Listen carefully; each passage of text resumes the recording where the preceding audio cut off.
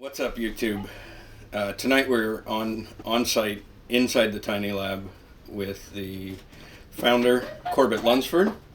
We're going to talk a couple of things through, ask a couple of questions, and we've actually got some Facebook questions from you, the viewers, to ask Corbett as well. So, without further ado, Corbett Lunsford, founder of the Proof is Possible Tour and #TinyLab. Thank you very much for having on your channel. I love your channel, and I love that I now get to be on your channel. I want actually a T-shirt that says Stephen Roden thinks that I know HVAC. If that is part of the plan, we can probably pull that off. It shouldn't be too much of a problem. We're going to start off with one that should be pretty fun. DL Moriarty from Facebook would like to know, how many miles per gallon does the house get? Aha. Okay, so I actually prefer the question, how efficient is your truck? And because this tour is about proof and about performance, I tell them that my truck is 100% efficient, which is based on the fact that I ask it to keep my family safe and to keep all of my possessions and my house that I built intact every single time I drive it, and it does it without fail every single time. Miles per gallon of travel, I actually don't care, but the short answer is 10 miles per gallon when I tow the house, and the house weighs 13,000 pounds. That's not too bad, really. It's not I bad. don't think. No, I don't think it's that bad. We drive 55 miles an hour, so I'm not like wailing down the highway or anything. But did you enjoy the West Virginia mountains, or have to deal with any we didn't nice have to go mountain through paths? Rockies. Yeah, we went over Loveland Pass, which is that's the highest place. And my dad was super nervous about it, but he has never driven a truck like that. And I've never towed anything before, so this whole process has been a real learning experience. For those of you who don't know, I've never built a house before either. I've never driven a big truck like that. I love that truck. I'm not a truck guy, but I love that truck. And I've never towed anything. So going over the Rockies, and then we went through Death Valley. We went, we've gone like all over the place. 12,000 miles is how far we've towed this house so far. And so essentially that is an earthquake and a hurricane at the same time. And we do that to it every week. So it's the most tortured house in the entire country at this point, I think. I don't think anybody would argue with me on that one. No, I don't think so. From there, I wanted to step back a little bit and get an idea of where you were before you decided to get into home performance. So I think one of my strengths in what I do specifically is that I am a new guy in construction. And I always talk to all the people who do what I do as making sure that they know that they're in the construction industry. In my opinion, people who test their work, like you and I, are not in some other industry like energy efficiency or home performance. There is no industry like that. We are the cream of the crop of the entire construction industry in the world. And so when you test, the first thing you have to do is be really curious about like what you're going to find. And also ask yourself, is it possible that I did a bad job with what I just installed? And for me, that was this house. I've never built anything before, so it was like testing my own work. And I vote for that. That is what I want everybody to do. So like HVAC experts going out and testing their own work after they've installed it or maintained it or whatever it is, and knowing for a fact that they made a difference. And that makes you feel good. It makes your client feel good because you guaranteed something. So I think, to me, being a new guy is a strength because I don't have all of this baggage of like my dad taught me and his dad taught him and I'm supposed to know everything. You know, I have this whole lineage and dynasty. I am just a new guy who asks a bunch of dumb questions, and I found out that almost everybody has the same dumb questions that I do, but they're afraid to ask because you're not supposed to look like an idiot. And every one of my classes, we always say, everybody do this with us, raise your right hand, repeat after me, sometimes I am an idiot. Because it's important to remember, like, hey, we all make mistakes, it's cool. So I think that the beginning thing is good. What I technically used to do was I was a performer. So I was a recording musician and an improvising musician. I worked with dancers, so I get to hang out with girls wearing leotards, dancing around, and I made up music. That sounds awesome to most guys. Most of the dudes who are on your list are going to be like, what? That's a job? But it gets old.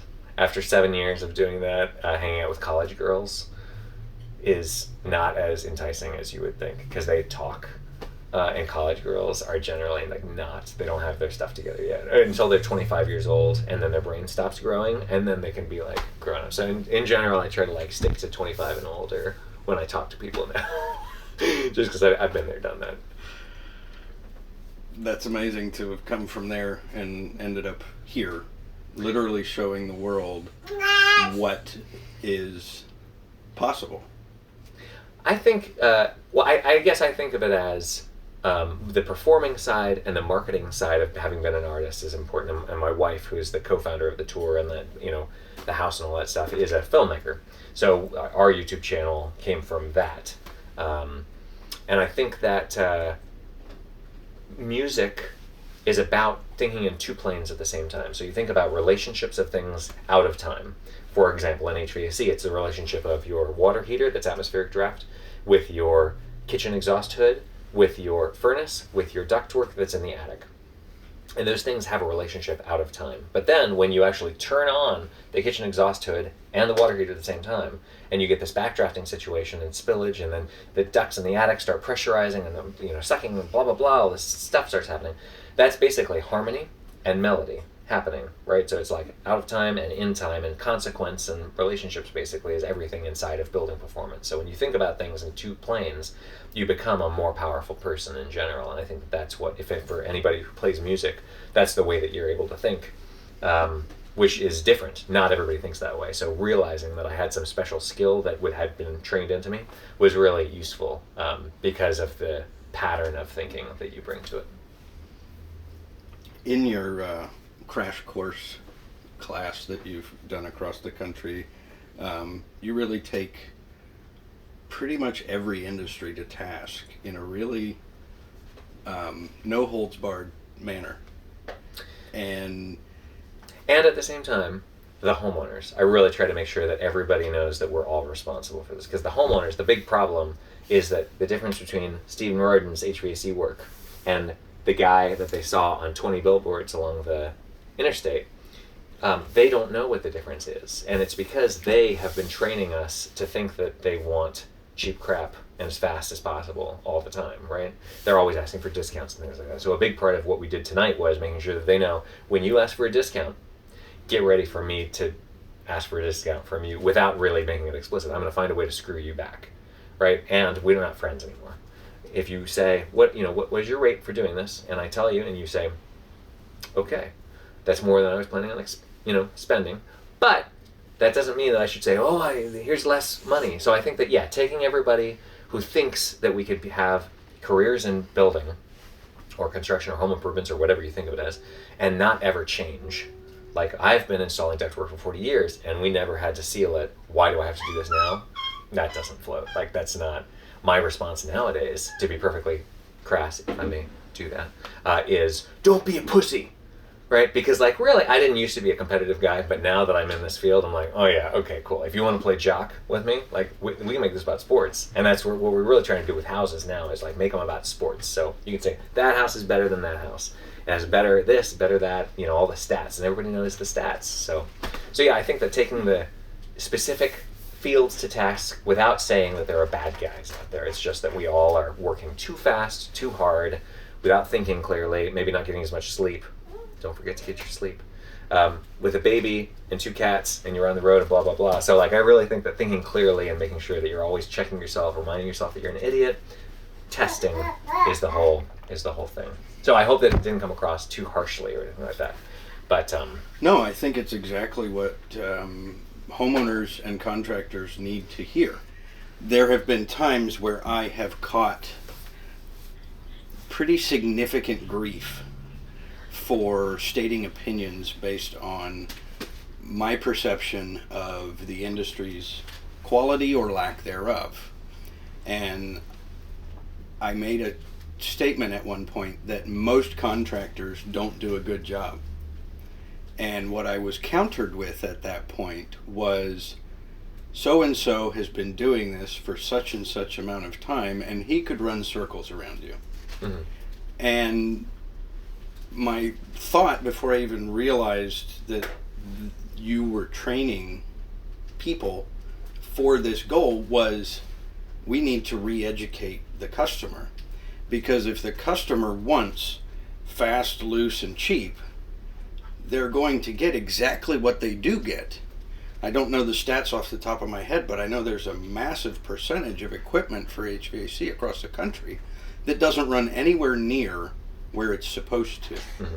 And there's massive energy loss when we talk about efficiency by poorly designed, poorly applied HVAC systems. And if we re-educate the customer to realize that they don't want fast, loose, and cheap, we start giving them the option of getting exactly what they deserve at a reasonable price and deliver what they need, mm-hmm. rather than going in there and telling them what they need. Mm-hmm. We educate them to understand what's important, and they make the decision of saying, yes, that's important, I will pay you to do it. Mm-hmm. I totally agree. And I think two things. Number one, I think you're totally right that most people are not thinking clearly most of the time. Most work out there is not good. That goes for everyone, by the way. Most doctors are not doing a good job on any given day. Most opera is not good. It's like the 80-20 rule, right? 20% of the people actually end up doing 80% of the work. And that's true across the board because people just don't think clearly because we don't have to, because it's hard. So I totally agree with you, and I think that I'd be happy to argue with whoever thinks otherwise. Also, I just want to point out that I've been doing this 8 years, since 2008, and not to toot my horn, but I'm the guy who wrote the book on testing, and I'm the one who's going to bring the television show to TV next year. And I've been doing this 8 years, and if people who had been doing this much longer could really run circles around people who really care and want to do it the right way and are based on proof of quality, they would have done it a long time ago, right? Any of that stuff. And people would have had a YouTube channel where they show the stuff that you're showing and talking about quality and what quality looks like. And you would have, I know that people around the country contact you and say, hey, my mom lives in your neighborhood. Can you go over to her house? Or, hey, can you do a consult for me? I'm in California, but would you mind just taking a look at my stuff? Because they don't have somebody locally that they can trust. I just got a comment earlier on my YouTube channel to that effect, basically, who am I supposed to turn to? Yes, good, these are the questions. You need to just ask for this stuff. But I think that the other thing is that the response that I typically hear from people who've been doing this a long time who say, oh, you're not going to be able to change this industry, this is the way that it is, it's construction, is people are not willing, my clients are not willing to budge on wanting it cheap or wanting it fast. And my response would be, number one, you should work with different people. I don't work with jerks or people who want discounts. In fact, I'm just going to make this perfectly clear. I don't give discounts. I don't give discounts, and you shouldn't give discounts. When people walk into a restaurant that's a nice restaurant, it says $35 on the menu for a steak. And you are expected, if you're going to order that, you will pay $35, and you're going to tip the server. You don't ask, and you're like, hey, this is $35, but what can you do for me? There's the door. Please, feel free to leave. That's exactly how it works. So the expectation really needs to be set up. Sorry about my baby. But I think that the culture could be better. We could all enjoy each other. Homeowners and home buyers could respect us and say, I think you're worthy of being paid more. What? And getting time to do the job the right way. And in return, I expect that you prove to me that you actually give me the performance that you're telling me is important. Because Stephen Rardin showed me what a sausage factory HVAC installation really is, and I know that if you don't prove that you did it right, I have to assume that you did it wrong, because that's generally what happens. And so once everybody's on the same page, then we're all in the same playing field. Mm-hmm. We've got another question from Facebook. Brent Ridley wants to know what you feel about attic vent fans. Oh boy. And I think we're talking about exhaust fans, yes, for the attic, not a whole house ventilation system. Not something that pulls air out of the house into the attic, but something that pulls air out of the attic to outside. I think so many things about this. So this is one of those things that's like a magical pill on television that at late night they're going to say, you can save 40% of your energy bills if you put in attic ventilation. Number one, 40% is a magic number that says, broadcast to everyone, that I am BSing you right now. It's not true, number one. Number two, attic ventilation is not for cooling the attic. Attic ventilation is for getting rid of moisture in an attic. And that's what ridge vents and eave vents are for. The attic is allowed to be as hot as it wants to be. It could be literally 2 million degrees up there. Everything would be on fire, but it's, if I had the right insulation, I was fire protected, it'd be fine, because I don't care what temperature is in the attic. It's not part of my house. This is the main thing, is that the attic is not air sealed away from your house. So the attic is going to be hot, which is going to make your top floor hot because of air leakage. What happens when you plug in a fan to pull air out of the attic and you depressurize the attic, because we're HVAC people and we understand how depressurization works, you move air from one place to another. I now depressurize my attic, which sucks air from the house into my attic, which is also not what I want. I had a client in Princeton as one of the episodes on our show, Home Diagnosis, and she had environmental sensitivities, which, men, by the way, if you have a woman who's a client who has environmental sensitivities, number one, don't call her lady. Number two, believe her, because she said that she could smell her crawl space or her attic all the time. And guess what? We tested, and 60 years worth of contractors have been into this house, and no one has ever noticed, because they've never tested, that all of the air, that the walls are actually incredibly airtight. The house was built in 1960 and it complies with energy code in New Jersey today. So it was airtight, except for air leakage into the attic and into the crawl space. So yeah, of course she could smell it, because that's where all the air comes from in one season or the other, is the crawl space or the attic.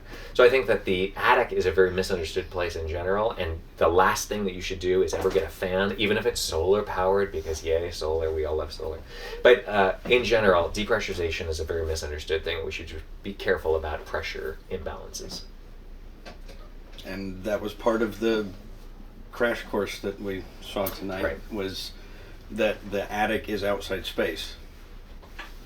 So that's, I kind of had an answer to it already. Yeah. But, and anybody who's tested knows this kind of thing, because you have actual numbers. I think this is the thing, is that building science theory, if you sit through like a 1-hour webinar on building science and they say the attic should be depressurized, blah, blah, blah. It's like, would we talk about it, that's fine, but when you actually do something and you test it for yourself, that's a whole other world, and you're learning about what actually is going on. So the building science theory is not that interesting to me. It's actually what is happening. Doug Gibson from Facebook wants to know, why are we not positive pressurizing houses with conditioned makeup air?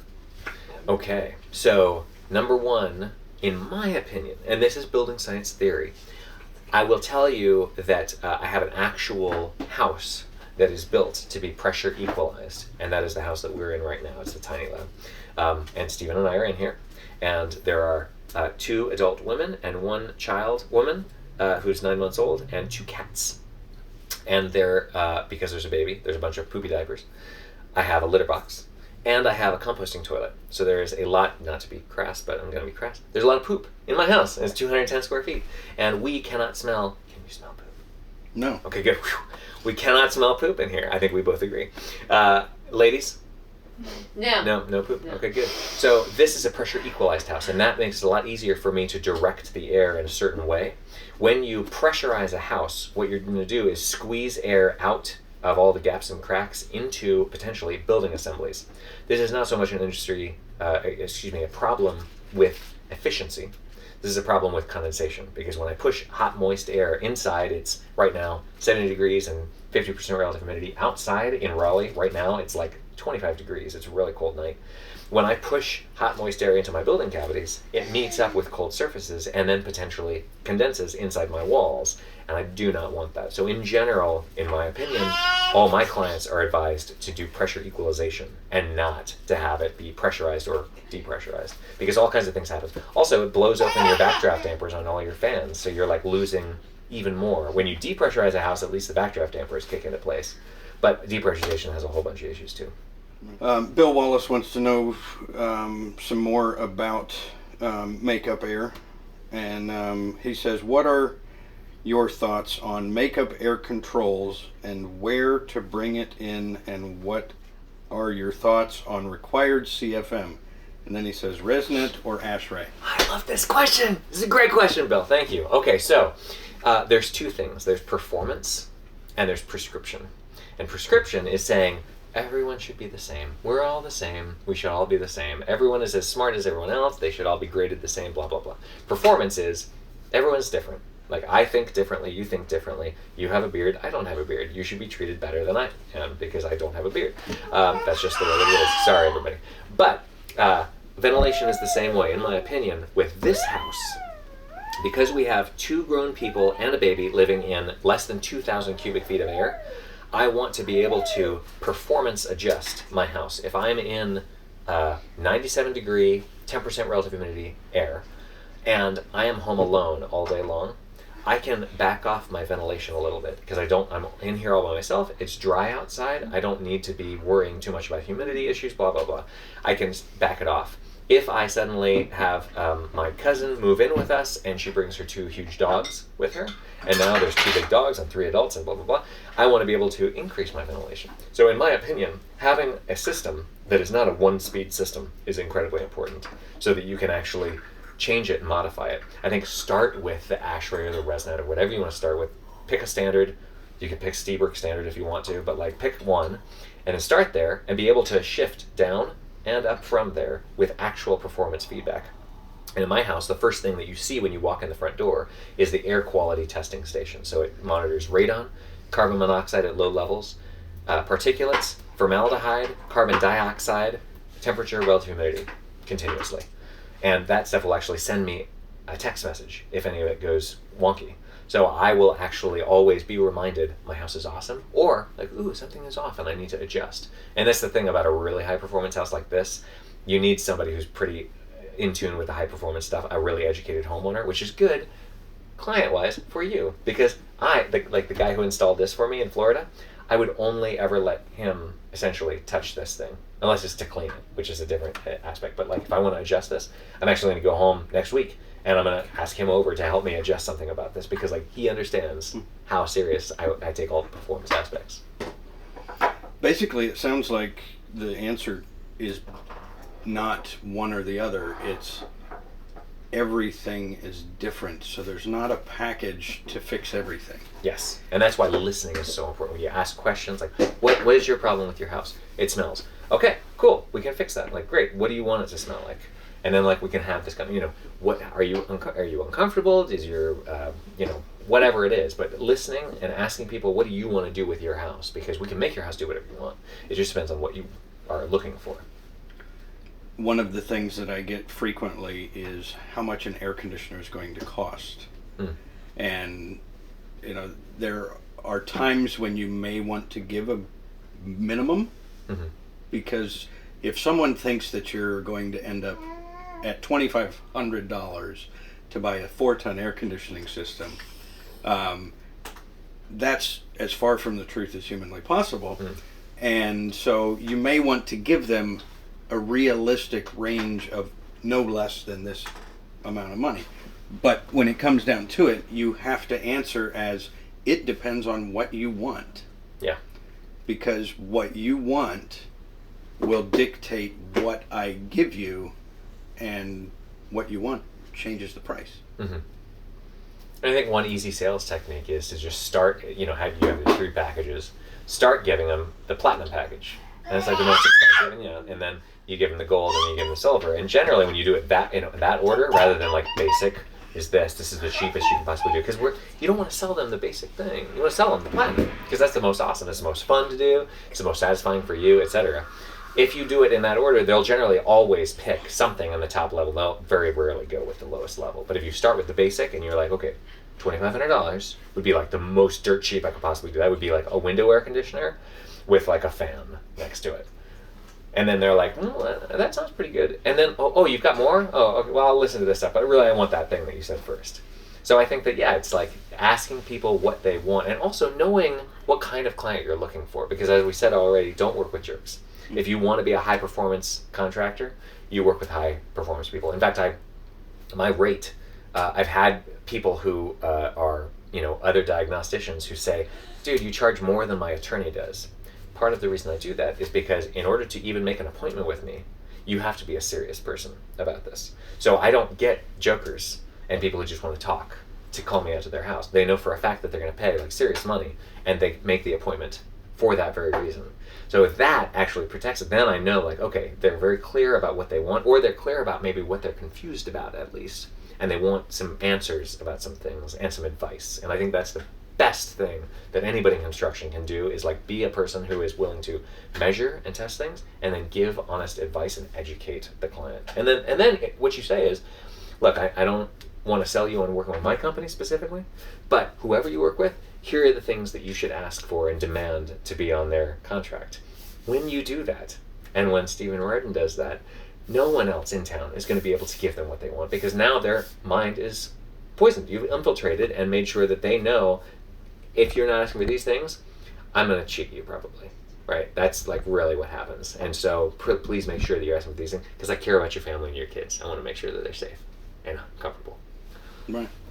I get that a lot. I made some adjustments to a gas furnace that was like 11 years old, and it was designed to run at 3.5 inches of gas pressure, and it was running 2.1 for 10 or 11 years.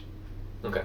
And for one, testing it at gas pressure only showed me that deficiency. Mm-hmm. But you add another test to your proof is possible package, and you clock the gas meter, and you notice that this system that's rated at 70,000 BTUs mm-hmm. is not running anywhere near that capacity. And at 2.1 inches of gas pressure, it's running 42,000 BTUs. Right. And then you add on top of that another proof test, and you add combustion testing to it, and you show each level within the combustion system exactly where it is, and you know where it should be, and how unsafe and it you is for can your make kids. adjustments. Right. Yeah, I think that that's the kind of thing when you're able to test and not just go to some standard, like, I'm going to test the gas pressure, which I don't know how many people really do that kind of thing. But testing the gas pressure is a good measure, and also then clocking the gas meter. That kind of stuff takes time. But when you have multiple tests that you run on a normal basis, and then you can be creative about it and be like, ooh, you know what I'm going to do with this? I'm going to do this and this. That's like basically creating a marketing plan that is customized for each and every client. Because I sat down with them, I listened to their concerns. I know for a fact that she's a science teacher. I know for a fact that her husband is an engineer. I know for a fact that they have 2 kids. Safety for carbon dioxide, based on incomplete combustion, based on the fact that we've got a low gas pressure. The fact that I have now clocked the actual BTUs delivered by the system, I can tell them that their system is 55% efficient. That basically they're throwing 45% of the money they spent on this equipment down the drain. And that they got cheated on it by the last guy. And absolutely, by the way, right now, part of our job is to throw people under the bus who are not willing to do this. And I think that that is critically important that we do this, because it's the same thing, like, not to be too dramatic about this, but it's like when police officers, many of them are great people, but they are not willing to say that any of them are bad. Like if a police officer is like, yes, there are some bad police officers. Bam, like now I know, oh, you're one of the good ones. Great, because you just distinguished yourself from everybody else. So the first thing you do is you say, look, there are plenty of people in the construction industry who do not take the time to actually do a good job. This is what they're going to do, and this is how you protect yourself against them. You just made yourself one of the good guys. Also, this thing right here, like that's so important to remember. HVAC guys especially, you go into this supply shop and the guy behind the counter is a jerk to you, and then you're a jerk to him, and then you go and be rude with the client, and you're a jerk to your client, because like, that's what we do. It's 7 o'clock in the morning, like, yeah, I'm a jerk. Like, what? Let's just do this thing. And nobody likes that. And so this is, it takes time to do all this stuff, but I think that the testing, the using the new cultural approach to make all this stuff more pleasant and more fun, and you'll enjoy your job, and then using the tests to market what it is you're trying to sell to each individual client, because you understand how the tests work, and that all that stuff takes time. Definitely does. What can we expect from the TV show? So the TV show is called Home Diagnosis, and it is This Old House meets CSI. So This Old House is not a very scientific approach in general, and most of the stuff that you'd see on television is not very scientific. Guess what people think is real in America? Stuff on television, especially reality television. Ooh. So if we can suddenly put diagnostics and actually show them on television and say, if you're not testing, you're guessing that your kids, like for example, what I tell people about my baby, she's 10 months old on Monday, and I have proof that my house is not poisoning my baby or giving her brain damage. Everyone else is guessing. And now people are afraid. And that's one of the things. So we want to build in that, the combination, that's just kind of a touchy combination to get, but we think we've got it down pat, of fear and sex appeal at the same time, to be able to make people be like, oh, and also like, what? Why didn't I know this before? So essentially we go into every house. We went around the country, and so we went into a house in Princeton, one in Atlantic City. We went into one in New York City. The New York City one was super cool. I'll actually just describe this thing. We parked our tiny lab, which is the highest performance tiny house on wheels in the world, next to the oldest structure in New York City, which is the Wyckoff House Museum. It's this 350-year-old Dutch-built house. And basically what we did is do a show about the evolution of home performance. Like, this is what a home was expected to perform like in 1650. Does the house do it? Yes or no? And also, by the way, this house is so old that they've been changing it. So they installed, it's an office and a museum now. So they've got air conditioning, they have water heater, they have ducts, they blocked off the fireplace chimneys, all kinds of stuff that is now like messing with this house. And so really now, it's not quite as rosy a picture as it was in 1650. In 1650, it was not comfortable because the house was not built to be comfortable. They didn't have glass panes in their windows. Their chimneys ran like crazy. The woman said, oh, these chimneys were built to be very efficient. And I was like, stop, cut. Will you please be more explicit about what you mean? And she was like, they were built to suck as hard as freaking possible to keep people safe from smoke. I'm like, okay, good. Because I don't want people thinking that wood-burning fireplaces are like efficient for anything. They're the worst thing ever. For a number of reasons, which we won't get into here. We do that another time.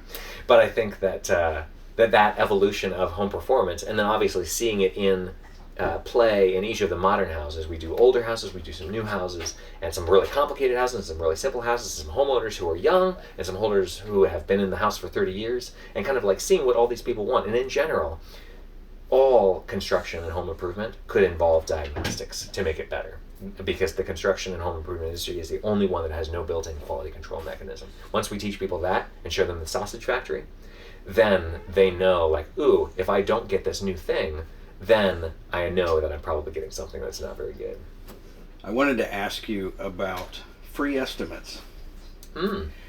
Because if you take a typical house or an average house, or take any house, and you're going to give them an estimate on replacing the heating and air conditioning in that house, one of the things you need to know is what size equipment the house needs. Mm-hmm. And if you're going to tell them what size equipment the house needs, you need to know how the house is performing. And the only way you're going to know how that house performs is to test it. So if you go into an estimate to give a quote on new equipment, how do you do that for free when you have to test the house? Right. So first, I just like caveat, I am not an HVAC professional. I'm a diagnostics expert, so I don't do that. Number one, I do not give free estimates. When I visit the house, it is there for the job. Number two is, you're absolutely right. And actually what I told a bunch of homeowners tonight is you cannot do a manual J calculation, which is required by law in order to do change-outs, or if you're going to pull a permit to put in a new HVAC system on an addition on a new house, blah, blah, blah, renovation. You cannot do an accurate manual J. And I'm going to have a whole bunch of people comment on this, I'm sure. I'm happy to respond to them. Without doing a blower door test. Because two of the huge things that have an impact on the heat load and cooling load of a house are windows, where they are, what they're made out of, what the U value is, blah, blah, blah, and infiltration. And in manual J software, there are 3 default values: leaky, average, and tight. I dare anybody to tell me what those mean in the software. Really, the right way to do it is ignore the defaults altogether and put in an actual blower door test number. And in order to do a manual J properly, you have to do a blower door test. In order to do a blower door test, you have to go out with a whole bunch of equipment and set it up, blah, blah, blah. I don't think free estimates are a good idea in general. Is that what you're trying to get me to say? Roundabout way. But I think that, yeah, ultimately what we need to understand is that somebody who has been doing this for 8 years, and a whole bunch of other people who have been doing this for 1 year, who are called energy auditors, and they don't realize that that's a horrible name to call themselves, because it's not about energy, it's about performance, and it's not about auditing, because auditing is a horrible process. I've been audited by the IRS twice, and I hate their guts, and you can tell them I said that.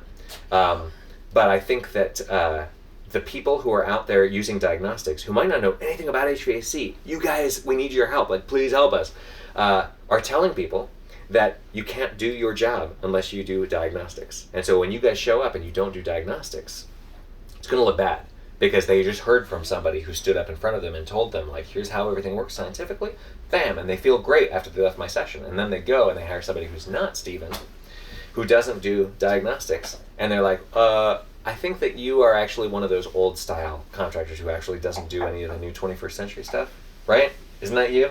And you're going to be like, what are you talking about? So this is a problem. We want to make sure that everybody's on board with, like, what is happening, so that you have the choice right now to be one of the new guard or one of the old guard. And, like, people will know the difference. When we train the homeowners, who are the most important people in the entire construction industry, to ask for this stuff and to know the difference, everything changes. I don't have to talk to contractors or builders or architects or mortgage appraisers or realtors anymore.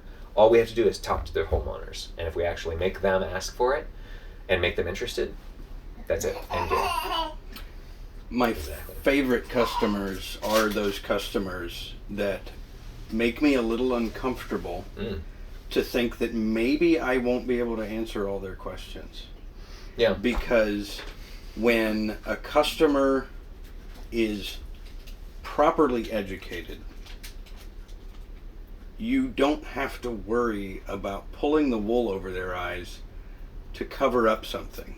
When you present a system that is under 5 years old, that has a weak blower capacitor, to an educated customer, they're not mad at you for finding it. They're thanking you that you found something that would actually potentially avoid a breakdown for them. Mm-hmm. Instead of saying, well, it's got a warranty and it's under 5 years old, why is it broken?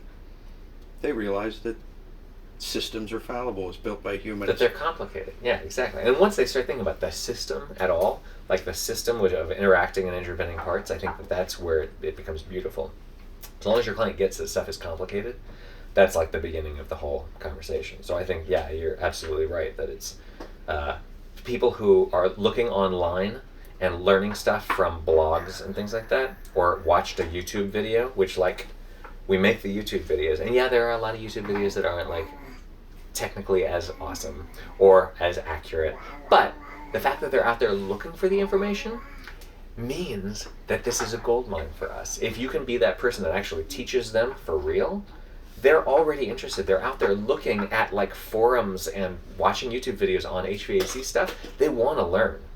And it can be on YouTube from, you know, somebody who knows what they're talking about, or somebody who doesn't know what they're talking about, and it's hard to tell the difference sometimes, or from you. And in either case, they're going to find information, and it's like misinformation or it's real information. So that's like why we want to make sure that everybody's trained the right way to give good information, because really that's what our job is, to help people, take away their pain. So yeah, if they're educated, more power to them. And yeah, if they have stuff that they want to challenge you on, my favorite conversations in this house actually are when, like, an engineer comes in here and says, aren't you worried that now you've built this super airtight house that you're going to give your baby some horrible disease? And I think, thank you for asking me such a challenging question. Like, that takes balls to actually say, you know, I think you might be wrong about this. And then be open to listen to, like, my response. Because my response is, no, I'm not worried. You want to know why? And he says, well, why? You seem really sure of yourself. And I'm like, because I tested everything. I know exactly what this house does, and I have proof that it is performing perfectly. And then we talk for half an hour, and at the end of it, he's like, I want to do this for a living. Like, how do I get into what you're doing? So I think that that's the thing, is once you sit down with somebody for a dinner party, and after a minute of describing what you do, instead of saying, I'm an air conditioning technician, you say, I make families safer and more comfortable, and I take away respiratory issues for children. People are like, oh my God, why haven't I heard of this before? And it's like, it's called HVAC. But I just happen to be really good at it. That's you, by the way. Tell yourself that. When is the show launching? Where is it available? And how long is it running? What exactly is the... Totally. So the short answer is, we're making this up. We did not ask anybody's permission. This is the third television show we tried to make. This one's called Home Diagnosis. It'll be on PBS in 2017, summertime probably. You can see the sizzle reel right now on our YouTube channel. I think that it's the featured video on our channel, which is Home Performance. And so that's an 11-minute pilot episode, and you can see that and just kind of see what the format of the show is. And how long it'll run, we've shot 6 episodes, so it's a mini-series right now. If we can get money, which would be great, like, oh my god, that'd be amazing. And if we can get people to copycat the show, those of you who are out there wanting to do that, that'd be great, because we need more shows out there. Essentially what the show says is, like, if you're not testing, it's BS. And so a lot of the other shows on TV that are about homes would be seen to be BS with that show. So probably we're going to make some enemies when we do this, but I think in general people would be excited about it. So very cool. Thanks very much for watching, and thanks to Stephen for having me as a guest on this channel. I hope that you subscribe and like this video and the rest of the videos on his channel, and I hope that you come over and try our channel, which is called Home Performance on YouTube. If you want to find out more about this tiny lab that we're recording from and the Proof is Possible tour, that is at proofispossible.com. You can actually tour the house and see the installation of the HVAC system and the ventilation and all that stuff on there. So keep on tuning in, and I'll see you down the road.